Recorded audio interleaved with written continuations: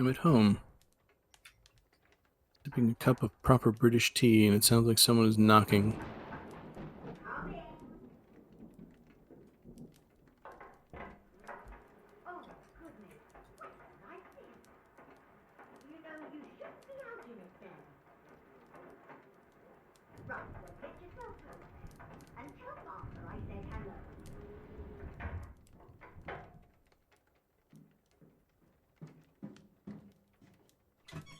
Can you believe it? A package at this hour?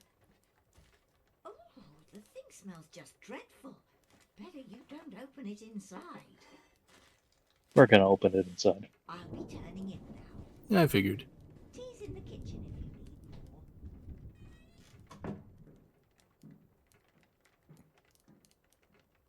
need more. Alright. So yeah, Morocco to London seems to have been written in, I believe that's French.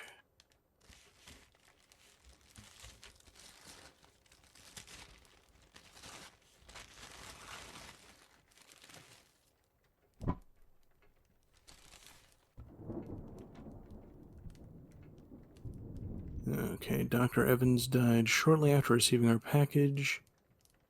Pleased with the correspondence and asked that the book be returned along with the means to complete it. Okay, so Jane Bird is still there. As for the three of us that remain, alright.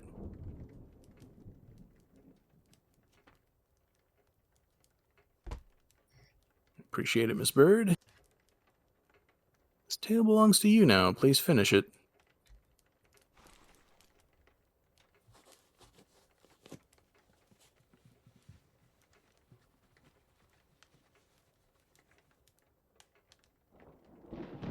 Okay, so that would be one of the claws. And presumably I get to see the memory of whatever owned it.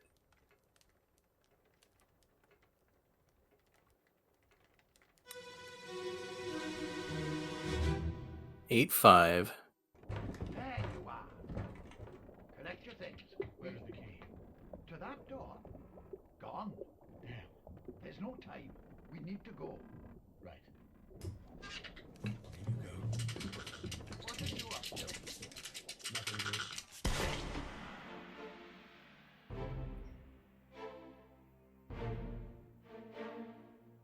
Nothing, Okay, so we're in the lazarette. And spikes through the walls from the far side.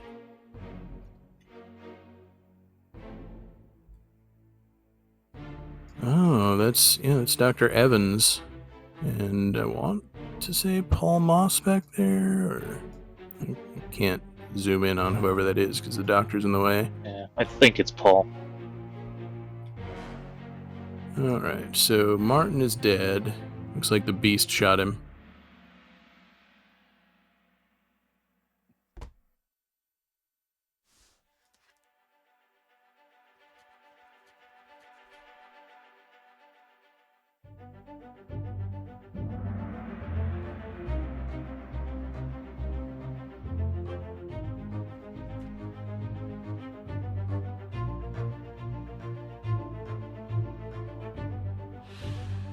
It's the monkey's paw.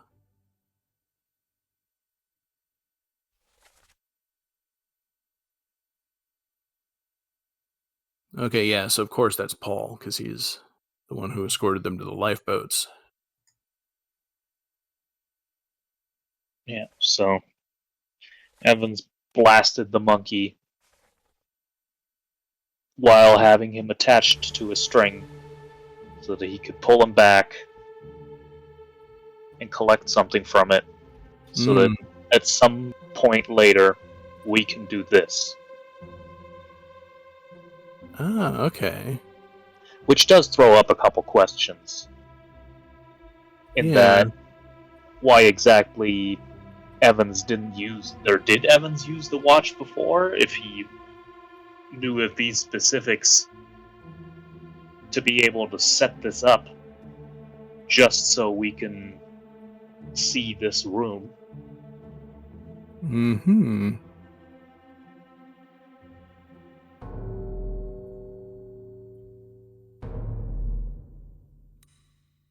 Alright, Martin, I've been wondering what's happened to you for ages. A third shell. The captain didn't toss them all. Leave it. Help me lift this.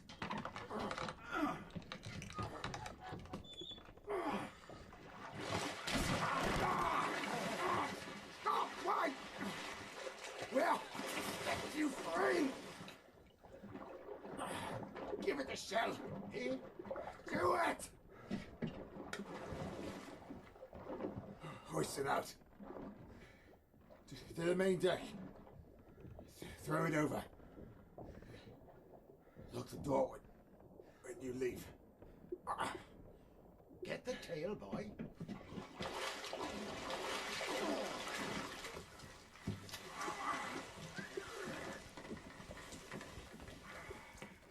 You return. The ship. The Obra Dinn. See it home.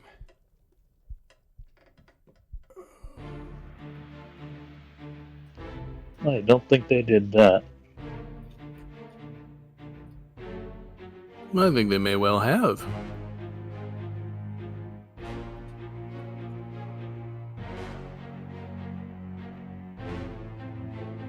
I mean, this is the crew that escaped with the lifeboat. I don't think they were all that instrumental in seeing the ship home. Yeah, not the crew. I thought he was talking to the mermaid. I don't think so. Or, well, I guess that, yeah, you can consider that the bargain. Yeah.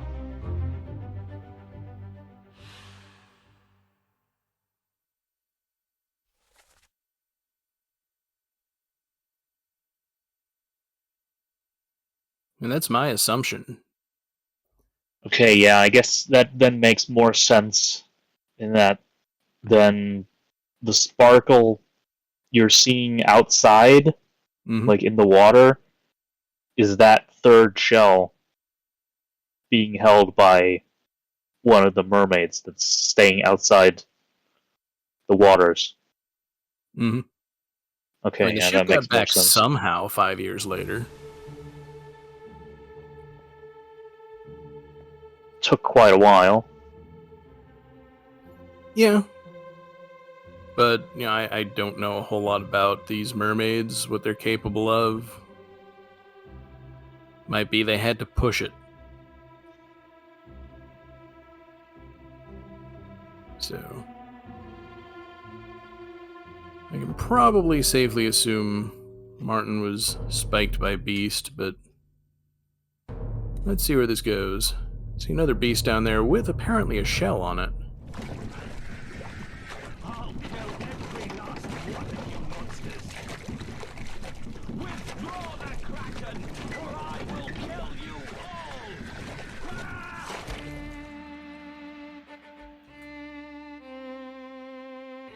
So this is the part that was still open. What Yep. exactly was the captain up to? Yep.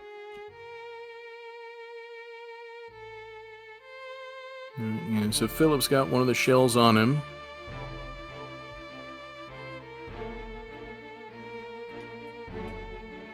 And nobody seems to be visible outside.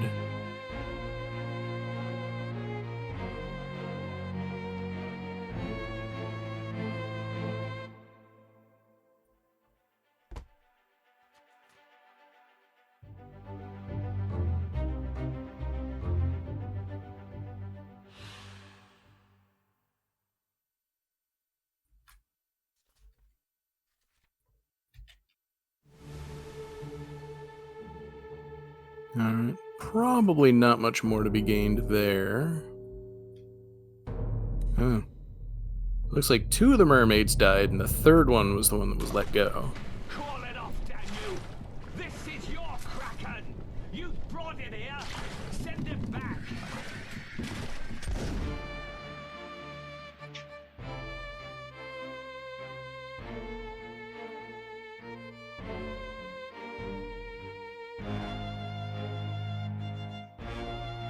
Still seems pretty straightforward.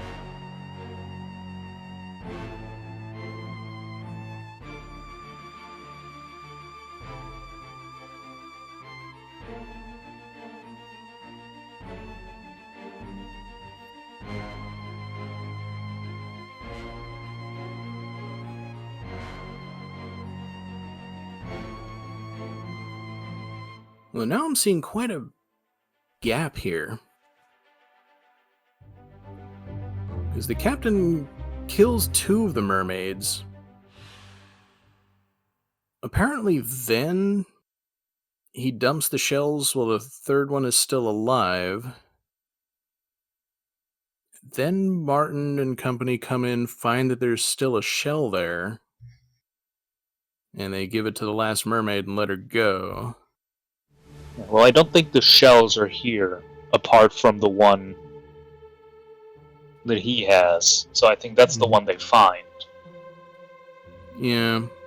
It looks like he might actually be trying to hide it.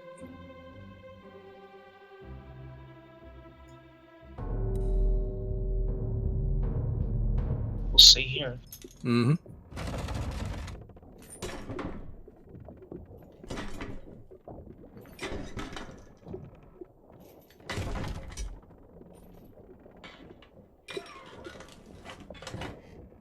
What's this? Quicksilver.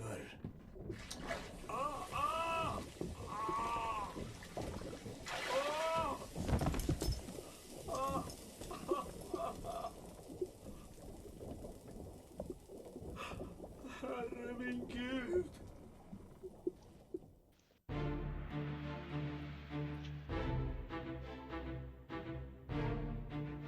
Oh.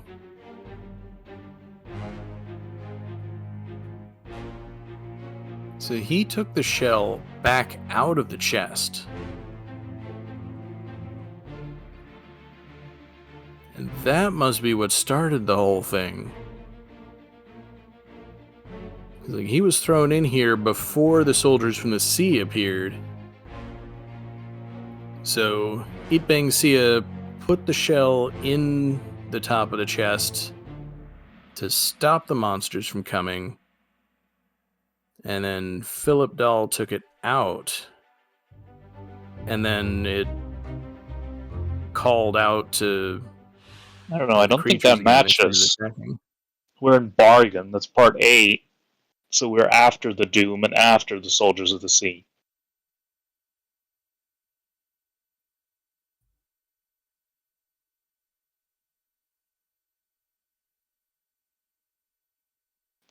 I feel like all that happened here is he poked around where he shouldn't have and got his shit fucked up.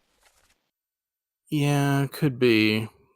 I mean, it just sounded like at the start of the thing, all those sound effects sounded like they were just locking him up. Yeah, well, apparently, at least like other interpretation that I'm reading here is more that he managed to break free. Hmm. He's still chained to the floor, though. Yeah, but I don't think he's chained to the floor, but to the wall. I'm not sure. Yeah, I think Oh, that okay. would be where he was. Yeah. All right. Yeah. So he broke the links and made his way across.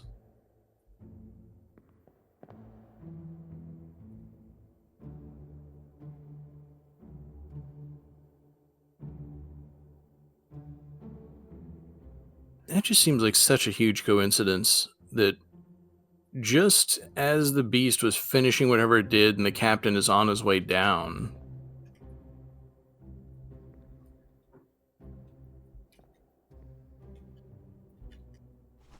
I mean, I guess, yeah, see, no one else was present, so.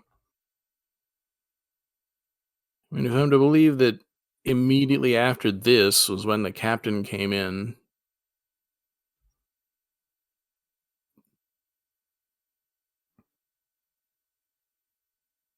I suppose if we take it as read that the order of the deaths in the book is the strict chronological order in which they happened, which admittedly has been the case every other time, then yeah, that makes a lot of sense. Yeah, I think that's what we're supposed to be accepting. Yeah, I just am really attached to this interpretation that he got the shell and died a lot earlier, and we just couldn't see it before because we couldn't get in here to see the body. But and he reached into the same chest that burned Itbang Sia, so that seems pretty clear cut. And he was filled with spikes. Doesn't seem like there's any other conclusion to draw, so.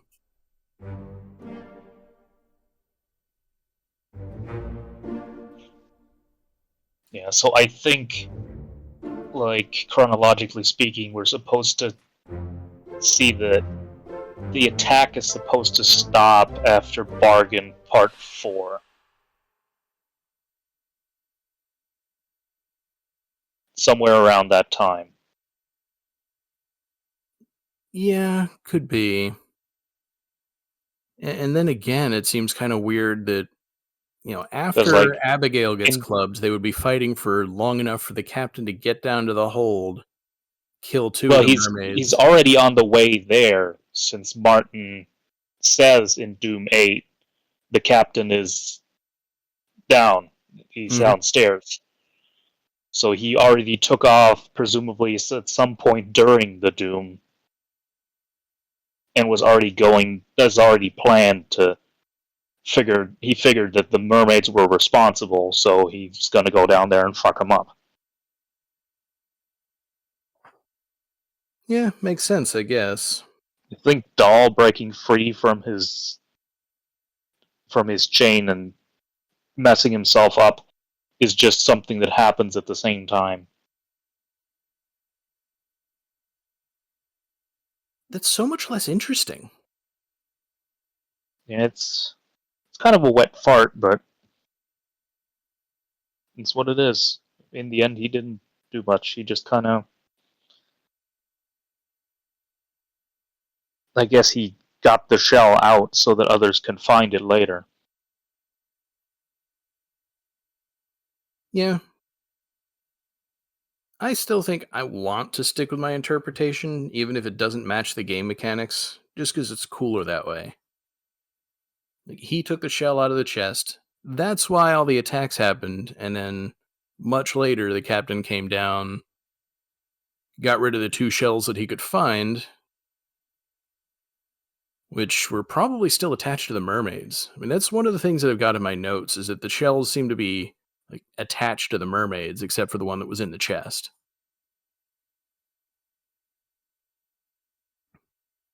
I mean, I take it we're pretty much done here. Once I close the book, that's it, right? Yeah, like once you close the book, that's it. All right. Close the book. Hello, everyone. You just saw part 4B fade out. But while we were recording, it occurred to me that I didn't really understand what was going on in the chapter that we just watched. And, several months later, the videos have actually been posted. I think part 2A just went up today. Once again, I am sorry for every part of that video. And, the thing is that while I was editing all of the other videos, I had a lot of time to look at what was going on in the scenes that I was seeing and think about things, piece them together. Chapter 8, we just kind of watched all the scenes, started talking about them. And like I said in 2A, it takes me time to get my head wrapped around what's actually going on before I can really think about things and come up with any kind of meaningful ideas. And I did come up with those. And a lot of the stuff that I realized in post, I've been putting into subtitles. But in this particular case, because a lot of what I want to say is contradicting what McD was saying during the chapter, I thought it would be really unfair if I just unilaterally put subtitles there and asserted these facts and didn't give him a chance to respond. So I've asked him to join me one last time, long after the LP has been recorded, so that we can talk Chapter 8 stuff and try to get to a mutual understanding of what has happened. I thought I was out, but you just keep pulling me back in. This is what happens when I get interested in anything. I mean, in the couple of months at most since we finished that, I've watched probably 10 full Let's Plays of this game and Nice. started a couple others. So, yeah, there's a lot of information that I've been taking in, a lot of stuff that I've been thinking about. And one big thing that I think it's important to understand is I believe that this game has violated one of the fundamental tenets of at least mystery fiction, if not fiction in general. And I could be wrong about this, but when was it that Chapter 1, Loose Cargo, takes place? Is it while the ship is still in port, or have they actually left and are out just off the coast of England? It's in port, I'm almost certain. Like, they're rolling stuff around. The ship would not leave unless all the cargo is stowed away and accounted for. Yeah, that So was exactly what I was thinking. They're still in Falmouth. Yeah, especially with the, it looks like they're using a crane to load some of the cargo. And I kind of figured that was why they had that rope accident, because one of the barrels had a whole person in it, and those things are pretty heavy.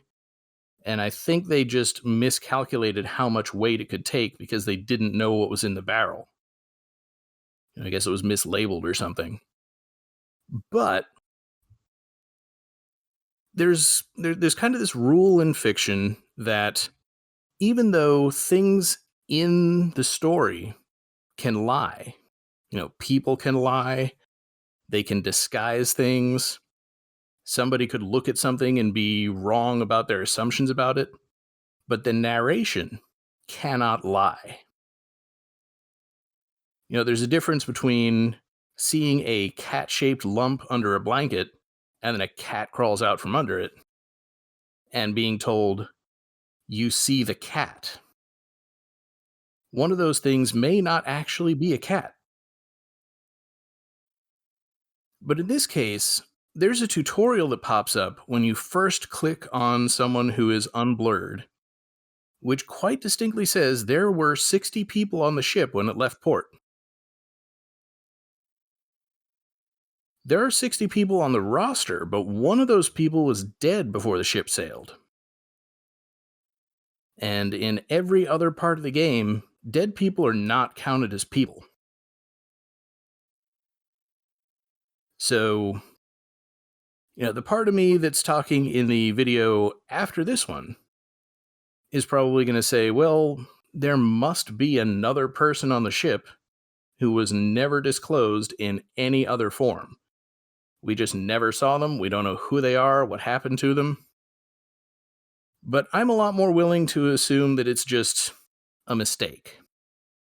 Somebody Not a wasn't... mistake. Hmm? It's deliberate.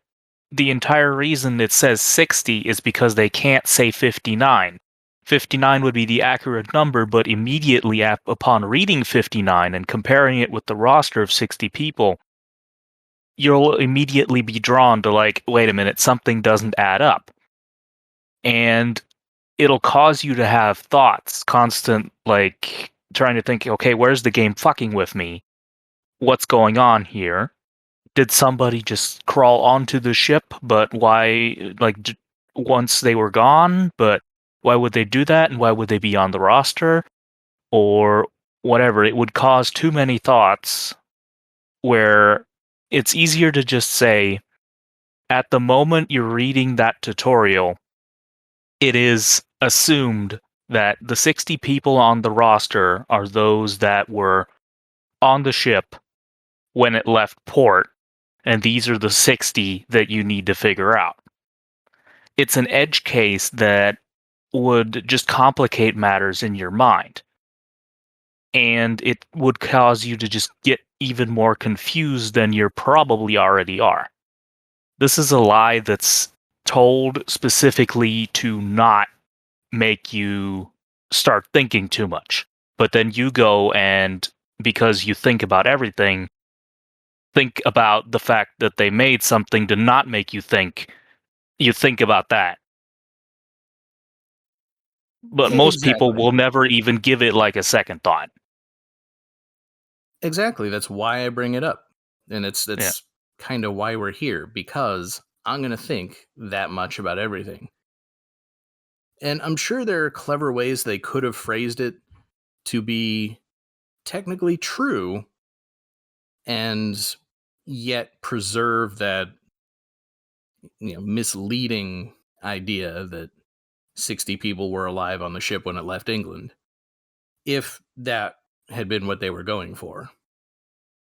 But the point is that the meta materials, the structure of the portions of the game that are not the scenes of the story, are assumed to be 100% accurate, and I think we're seeing that they're not, which is Mm-hmm. fine when we understand that, but it kind of leads into the next point, which is you've assumed a strict chronology in the game based on the order of the chapters in the book.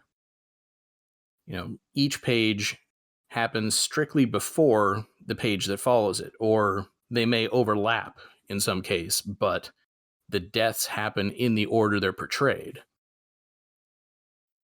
And what I found interesting is that there are arrows in the book on the deck map. I didn't really show a lot of this in the recordings.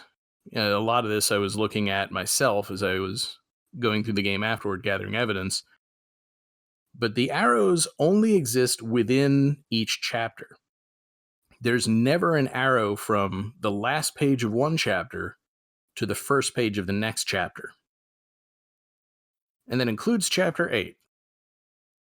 So there is a stated chronology within each chapter, but between chapters, I don't feel like that's actually necessarily the case. And it seems like they could have put those arrows in there had they intended them to show that strict chronology, but they were purposefully left out. Maybe they didn't want to clutter the deck map too much, but maybe they didn't want to imply that chronology if it's not actually true.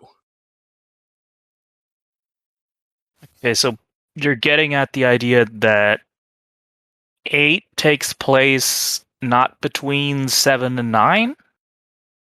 Portions of it.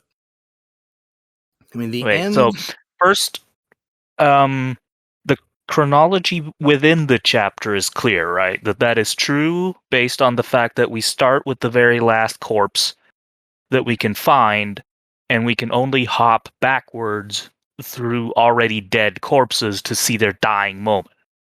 Right. So, Yeah, I do absolutely accept that. okay. Although there are some times when the overlap is kind of weird. Like chapter 9, Escape. You've got part 3 when Emily Jackson shoots Leonid Volkov. And we know that below deck, this is when Olus Viator is chasing Thomas Lanke with the knife.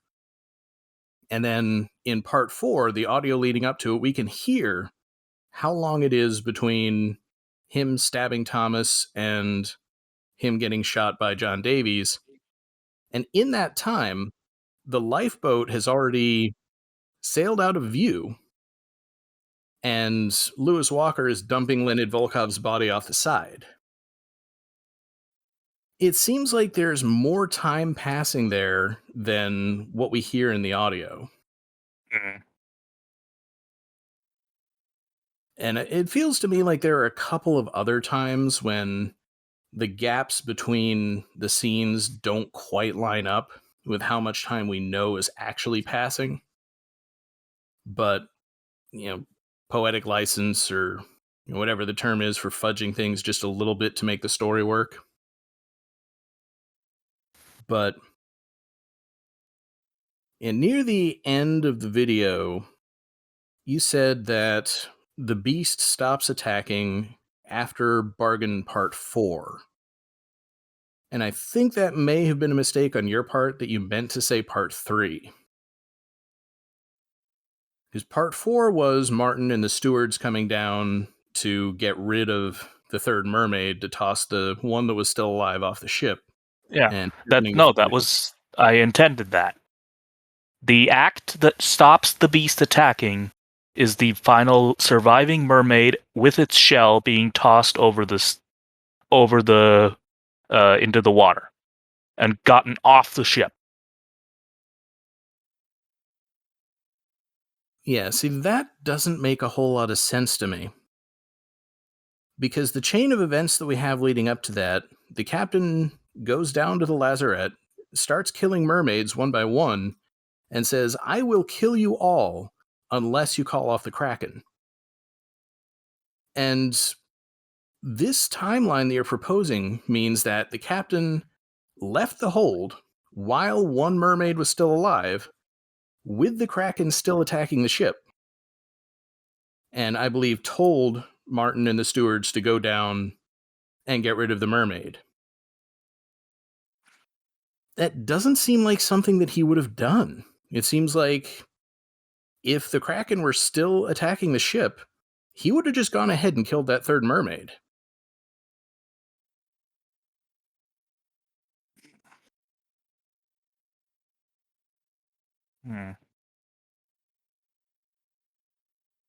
Plus things are deathly still and quiet in Part 4. It's kind of hard to tell the difference between the sound of the mermaids yelling and screaming and thrashing around and what's going on outside the ship during Parts 2 and 3, but we know the kraken is attacking during that time. And, each time we see the ship, it's tilted pretty far one way or the other. Part 4, it seems like everything is just stopped. So, to me, it doesn't make a lot of sense that the captain would have stopped killing the mermaids if what he wanted hadn't come to pass already.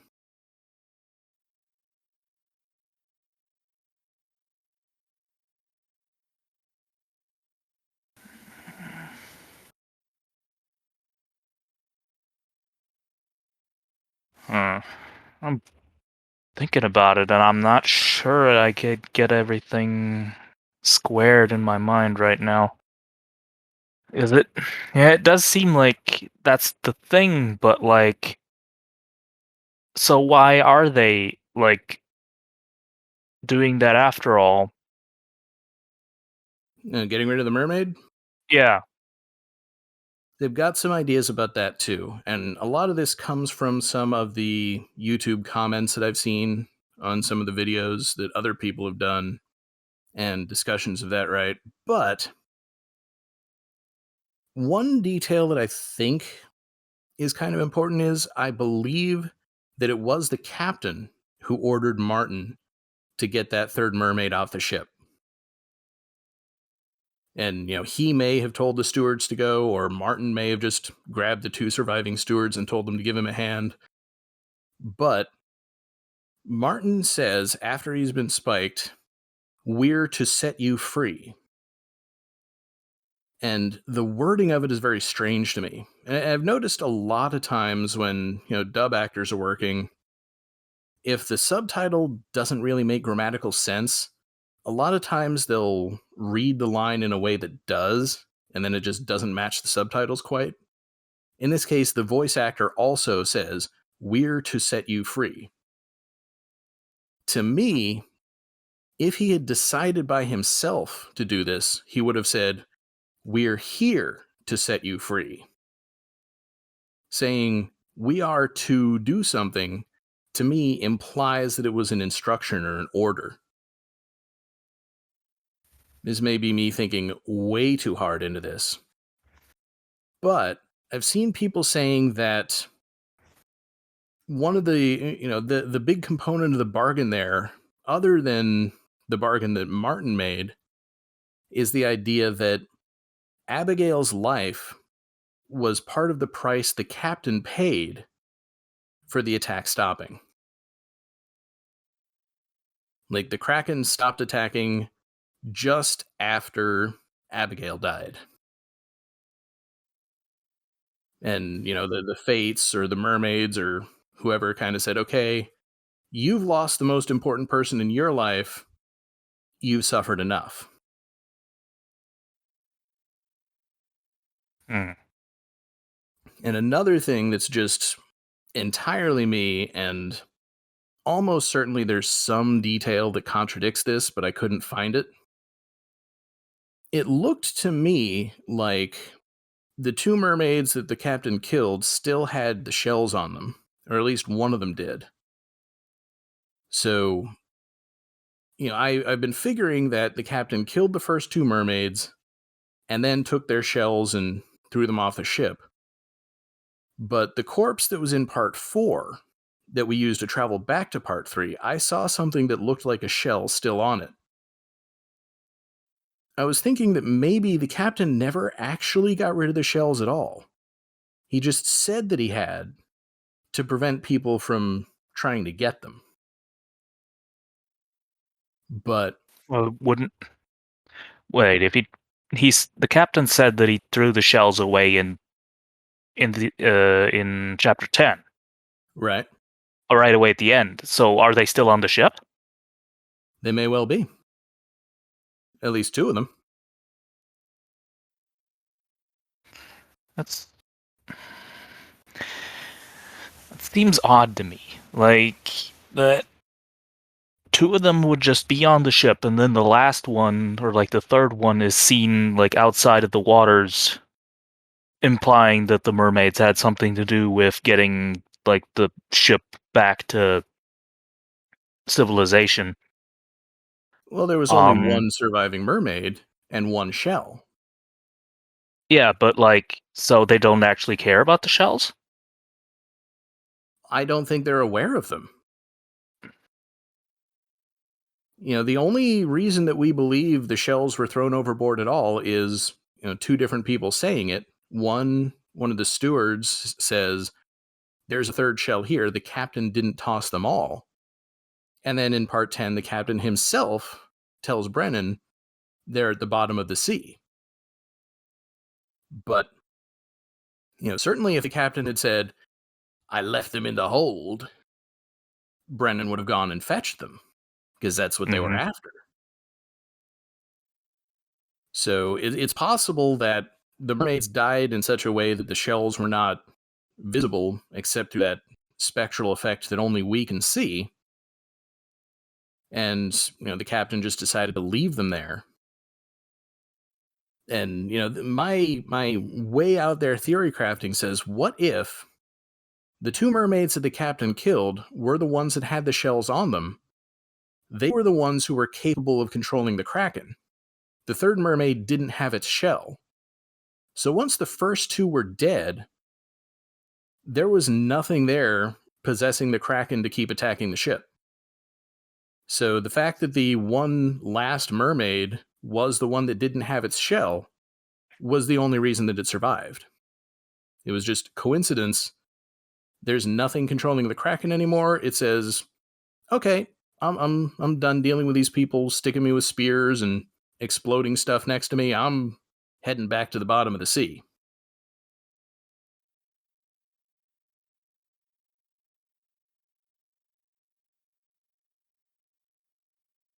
I don't know, I'm not sure if I buy that. Like I said, that's a really flimsy theory, but if we're going to assume that the mermaids do have any control over the Kraken, it seems like the shells have got to be a medium for that.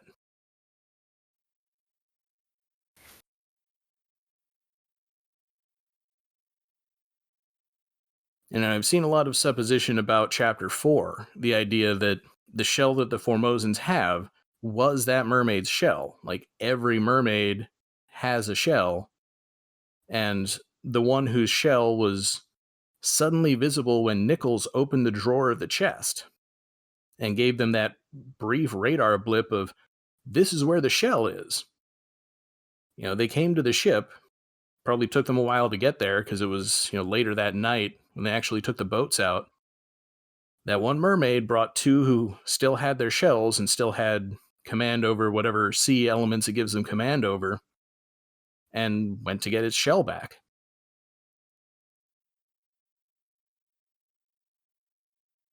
Like, so what, like, part 1, Dahl opens the chest, we get the next blip, and then the Kraken attacks? I think it's before Soldiers of the Sea, even. Like, I think the mermaids are still pretty much knocked out for the entire time that the shell is in the chest. The only thing that seems to rouse them is somebody loudly mentioning the shell in their presence. So, when the captain is interrogating Chiotan on deck, when the shell is mentioned, he goes, "Shell? What shell?" And suddenly the spikes are flying. It's possible that's not even a conscious reaction. That's just, something primal in the mermaid awakens at the mention of the shell and must attack. Hmm. And then same sort of thing in part 2. Thomas Sefton is reaching for the shell, but he's also, there's a pretty shell here. It's like, again, the word shell, bang. Comes to life just enough to smack someone in the tail.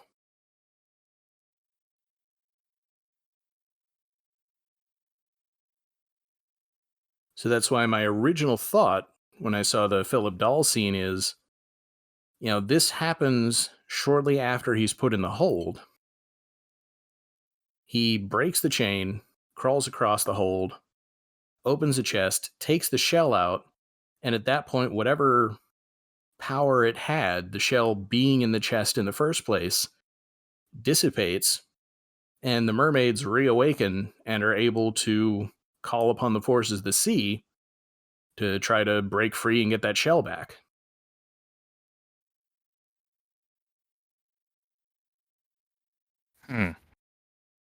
Okay. Because the other thing that doesn't really line up for me about the proposed timeline where Bargain Part 1 happens after the Doom Part 8 is that in the Doom 8, Martin says the captain has already gone down to the hold. So, maybe he's on his way, but when exactly did he go there? At the most generous, it might be between parts 7 and 8, because we see Martin on the deck at both of those times. But I'm thinking it's a lot more likely that the captain passed Martin while he was going up to the deck. So somewhere between parts 5 and part 7. Martin would have gone up the stern stairs perhaps, and the captain is on his way down. Because, had Martin just seen the captain go down the stairs after all the fracas on the gun deck, I don't know that he would have drawn the conclusion that the captain was on his way to the hold specifically. He might just be on his way to the gun deck to see what all the commotion is about. Yeah, I mean, I feel like the he's below deck is just like, yeah, he's below deck, which is like 90% of the ship. He's just not on the deck right now. Hmm. I mean, where is he in Doom anyway? Is he like ever up on the deck in the scenes where we have? Well, I think he must be on the deck at the start of the chapter. Because the other thing is that in part 8, Abigail is looking for him. She's going, "Where's my husband? Where's the captain?" Kind of implying that he didn't just walk out the door. He's been gone for long enough. She needs to know where he is. And of course, she knows there's a situation going on. He's probably going to be taking command of it. So, I think it's I more than. assume, Mhm. looking where she's coming from, like Abigail must have been like in the captain's cabin, right? That's the most likely place Possibly. for her to be. I mean, she's facing the other, she's facing back toward the captain's cabin. Is she? Yeah, because she's talking to Martin. He's moving toward the captain's cabin where, the steward and the women are. And then behind her is where the bosun and bosun's mate are fighting the beast. Hmm. So, I mean, maybe she turned around to talk to Martin, but, she would have had to pass him to get into that position. I do think she was just coming from the captain's quarters. It's just, kind of hard to tell what all is going on in all of this. And of course, the more time that passes between, part 7 and part 8, again, the longer it is that the captain has been below decks, and we know he was going to the hold. It's possible, like you said, Martin might have just said he's gone below deck. He might not have said he's gone to the hold. That might be something that I had just assumed. I'd have to go back and look at it again to get the details exact. But, my suspicion has been that the possibility of throwing the mermaids off the ship was always on the table. Something, again, that somebody had brought up in a comment that sounded really, believable to me, is that you see the captain on the deck talking to the 3 surviving shipmates in Unholy Captives Part 2 as they're bringing the mermaid down the stairs. And somebody said probably he's explaining to them why it is that they're keeping these things alive and on the ship, as opposed to either killing them or getting rid of them after they've been seen to shoot a bunch of spikes and kill people. So I kind of suspect that part of that deal was him saying, if they give us any trouble, we'll get rid of them. So I can kind of picture the captain, going down the stairs, passing Martin on the way up, and saying, "We'll be rid of them now," or something like that. Something to lead Martin to believe that he's planning to go through with doing something about the mermaids now that it's pretty clear they can't keep them on the ship. Mhm.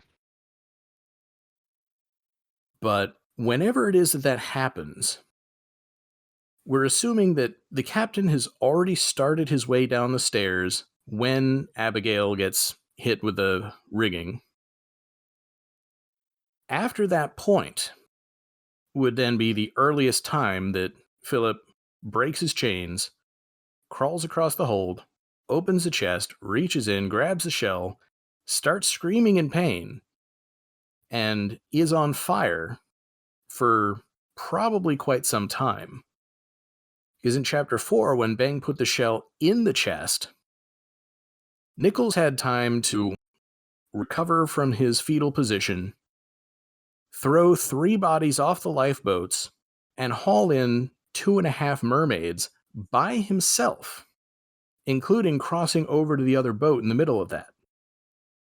And at the end of all that, while we see him pulling in the last of the mermaids, the fire is still visible. Mm-hmm. Seems to take a very, very long time to burn out. And it has completely burned out by the time the captain gets to the bottom of the stairs. Because I'm pretty sure that if Philip were still on fire at the time the captain came into the hold, he would have looked in that direction. He would have seen the shell. And pretty clearly he didn't see that the shell was there. So I think it's just a bit too much to expect that after Abigail gets clubbed, that's when the captain finally does get to the bottom of the stairs take the time to kill 2 of the mermaids, at the very least, before the Kraken stops attacking the ship. Nobody else dies during that time. Nobody else even really appears to get injured at all. And by the way, the bosun has already lost his arm and is bleeding out, and they're carrying him down the stairs. And pretty clearly don't get there until well after the bargain part 5 has happened, because Dr. Evans has already collected the monkey's paw and is preparing to leave the ship at that time. Mm-hmm.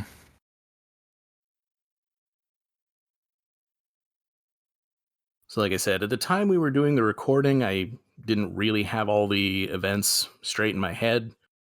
But since then, I've come to think that the timeline really only makes sense if Philip died considerably earlier.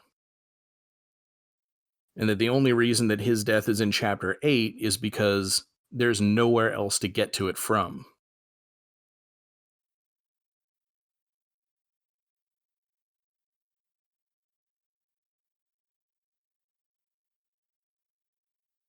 Something else that you had brought up in the episode was you were wondering whether he had used the memento mortem to look at the events of the bargain.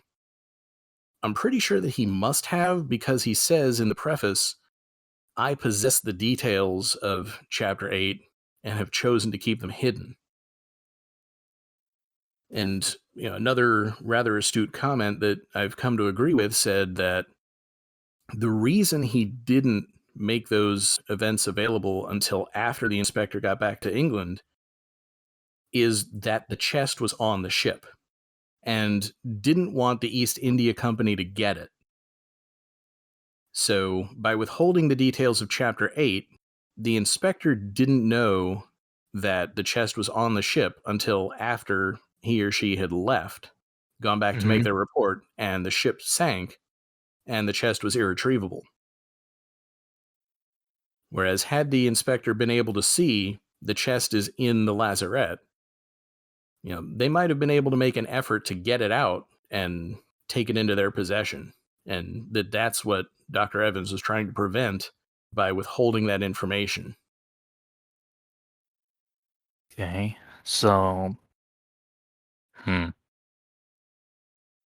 mean, I guess it's a bit strange to, that it basically requires that the East India Company only sends a single inspector and not actually, a couple more people with fucking bolt cutters or whatever the 1900s equivalent was to open the lazarette.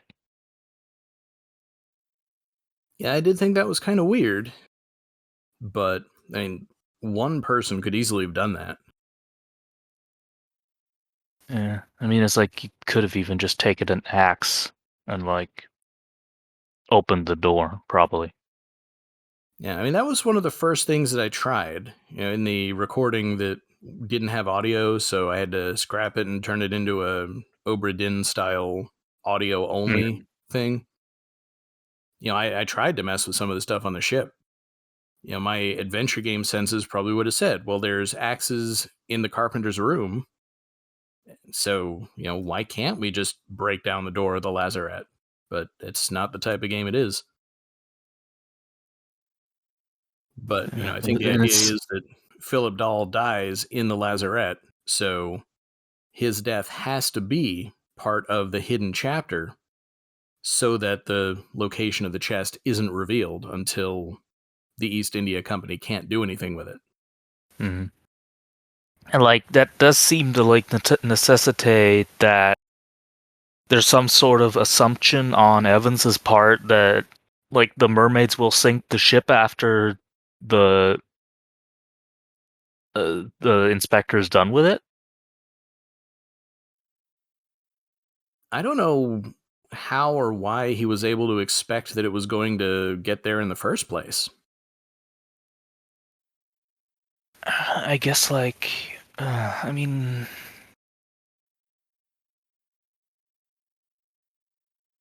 And that's... So,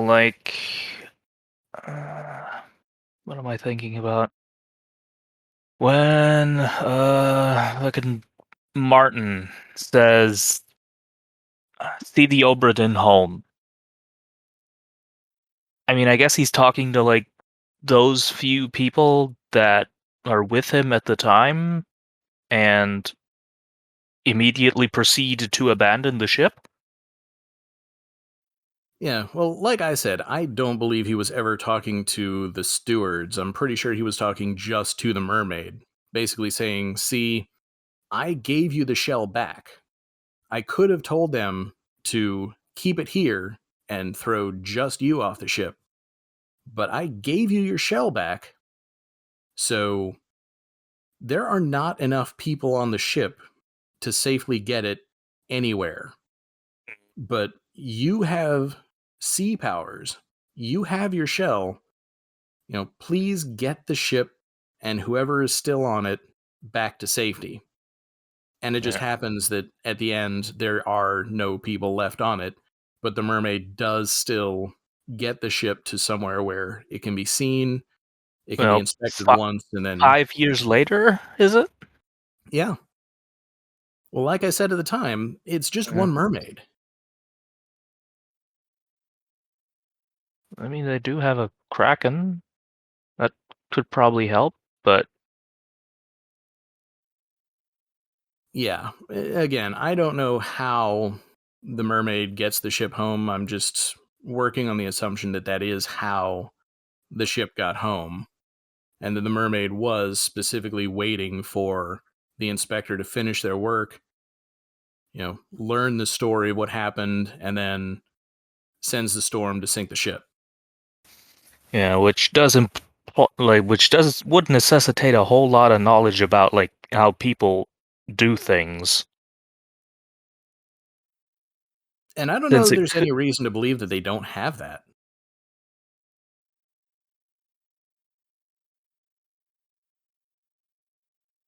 yeah, but like I don't know, like it would just as well have seemed liable to me that somebody sends like two rowboats full of fucking burly guys and a cargo ship to go out get whatever cargo is remaining.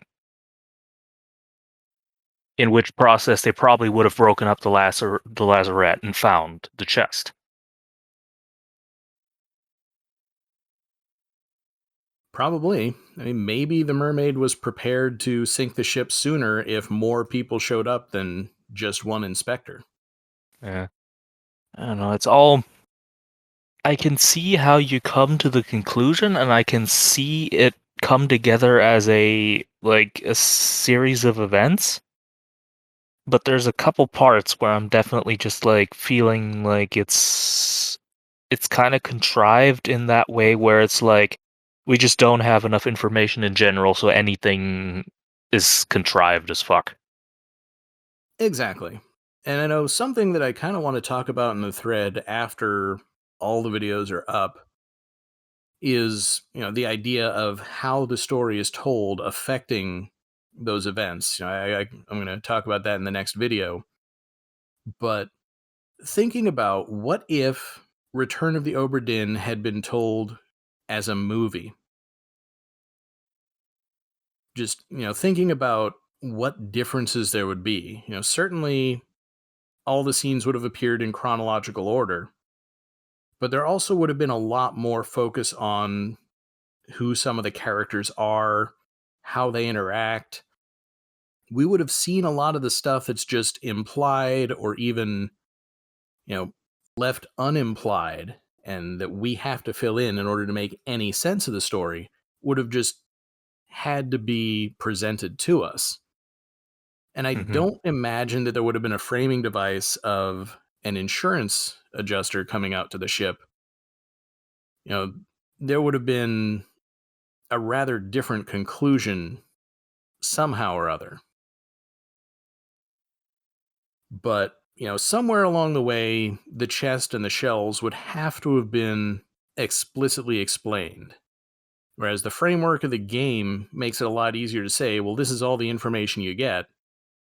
this is the story, you make of it what you will. Hmm. It wouldn't work that way for a movie. So, like I said, I love this kind of thing. I loved the Lemony Snicket series of unfortunate events where they go through an entire 13 novel series and don't explain anything. Hmm. Like, at the end, you don't know who the good guys ever were or anything at all about them. Just that they needed to get their hands on a sugar bowl. And we don't even know what the sugar bowl ended up being. It ends up in the hands of who it ends up in, and then you have the ending.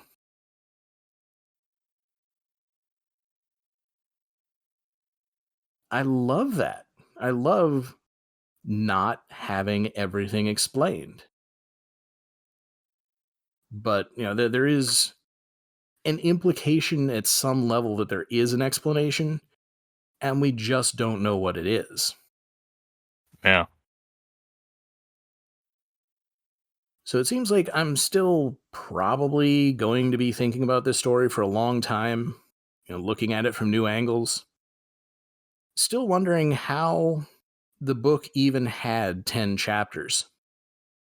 When the person who said, I was only able to produce this rough outline, wasn't there for most of the events of the last 2 chapters.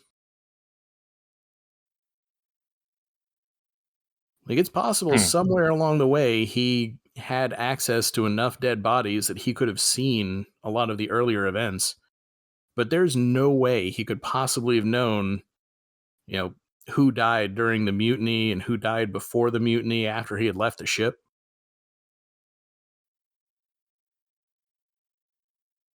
It seems like there's got to have been some input into the book other than him.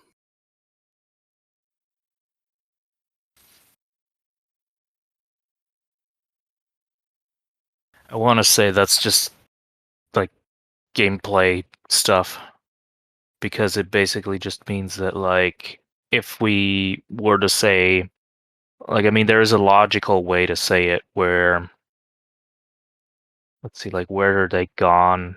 They're like at Escape 3 is where they're gone. I mean basically you could have in theory said that the chapter Escape ends in part 3 and then everything else is just the end. In that like he knows there is an end and there's something that happened after he left and this is where it goes. But like at some point the book says where like it notes where the body for fucking Hoskett is. I'm pretty sure that it says like already filled in near the captain's cabin or something like that. Yep. And it's just physically impossible for him to have that information in any way, shape, or form. So I feel like that is just something that is a gameplay thing where it's like the chapters are just for your benefit to get it together in more manageable chunks or like chains. Yeah. And, you know, funny thing, me saying this, but I actually wasn't going to think too much about the mechanics of how the book works. That much, even I'm willing to say that's just the way the game works. How could somebody possibly write a book that fills itself in as you put the correct information in certain amounts, especially when, as we've established, he doesn't have that information? I mean, it's one of the things that kind of stood out to me is that it seems like chapter 8 is the only chapter where he really has access to any of that information. Mm. Again, other than the events that he was personally present for, and a lot of that stuff, he couldn't have seen what was going on outside of his own awareness. during a lot of those times. I mean, he has the watch Right.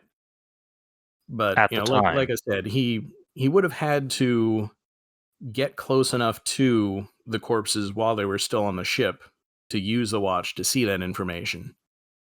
Which, I mean, isn't too far a stretch given that he's the surgeon. Right. I just kind of imagine that he probably would have wanted it mostly hidden. Like he didn't explain to Paul Moss what he was doing with the monkey. Hmm. And I think that was probably on purpose. He doesn't want to say, "Oh, well, I've got this watch that you can use to see the exact moment of someone's death." Yeah, but like most bodies, it's a bit annoying that like one of them just gets dumped over at one point, but like most do end up like wrapped in their hammocks and tossed over. Yeah. And again, that's another And thing that I don't think was really clear in the game. The wrapping that they put around Solomon Syed doesn't look like a wrapped up hammock. That looks mm, like an actual bag made to fit a human body in it, that they probably had one or two of them stored away somewhere just in case.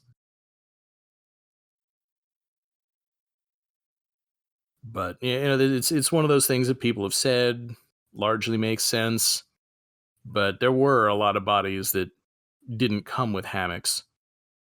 And something else that someone pointed out that I just saw recently was the idea that in Escape, we see Lewis Walker climbing up from the side of the ship where the first mate's cabin is, that possibly he was down there attempting and ultimately failing to retrieve Timothy Bootman's body. Because he is the guy who's often seen cleaning up the bodies, particularly of top men. mhm. He's dragging Maba away during the Doom. He throws Leonid Volkov off the ship. So, maybe he was trying to retrieve one of the few bodies that he hadn't been able to get to yet. Something that I probably wouldn't have noticed, but once it's pointed out, yeah, it kind of makes sense. I don't know. Does it work chronologically? Or I'd say like, no less than the known fact that at least Timothy Budeman's leg was dangling there in the present. mm, uh, I guess, Maybe it's suppose. just they didn't notice that he was hanging there until, after the beast attacked. They're cleaning everything up, and he's like, "Oh, one more body off the side of the ship. Let me go get it." And then people start yelling and fighting up on deck over the last boat, and he comes back up and just never has the chance to go back down. Hmm. Like I say, there's just so many little details, and it feels like every time you play through the game, you're going to notice something new. You're going to learn something you hadn't seen before. And, almost every playthrough, you're going to see somebody reach the point where they say, "Well, I'm just going to fill in names until the book confirms something." Yep. So I'm happy that we were able to put one out there where I only did that once and it didn't work.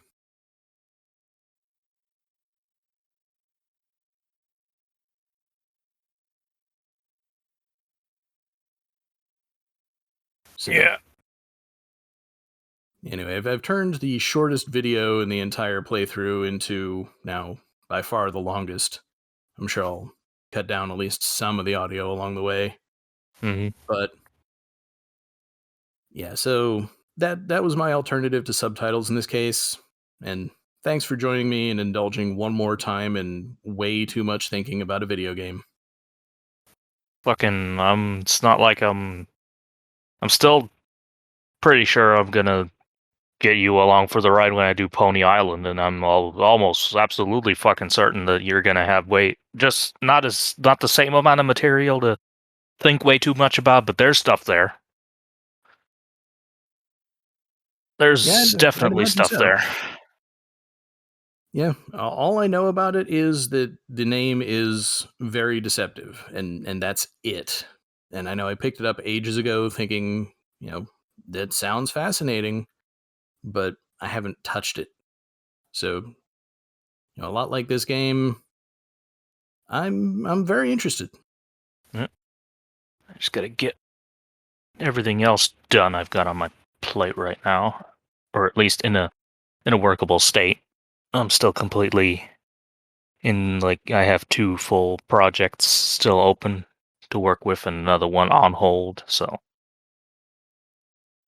not necessarily bitten off more than I can chew, but I'm not going to take another bite for a bit yet. Yep.